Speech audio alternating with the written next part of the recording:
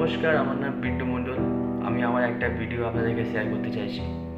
তো আপনারা তো সবাই জানেন যে কলকাতার আরজি কর হাসপাতালে যে দুর্ঘটনাটা ঘটেছে, একটা জুনিয়র ডক্টরের সাথে খুবই খারাপভাবে মারা গেছে।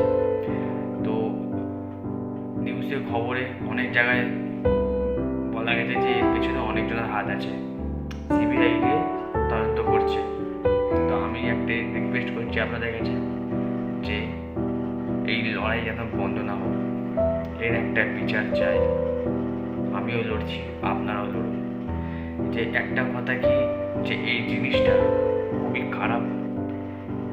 অনেক জায়গায় রেপ, মার্ডার সব কিছু হচ্ছে, এখনো হচ্ছে, কিন্তু এই জিনিসটা বন্ধ হয়নি।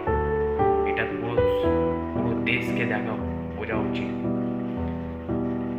এটা একটা মেয়েদের জন্য খেলা হয়ে গেছে, আর কিছু না। তো আপনাদেরকে একটাই রিকোয়েস্ট করছি, এই লড়াই যেন বন্ধ না করুন। এর একটা বিচার চাই, আর কিছু না। আমিও লড়ছি, আপনারাও লড়ুন। মা, কাকা, ভাই, দাদু, দিদা সবাই আপনাদেরকে একটাই রিকোয়েস্ট, এই লড়াই যেন বন্ধ না হোক।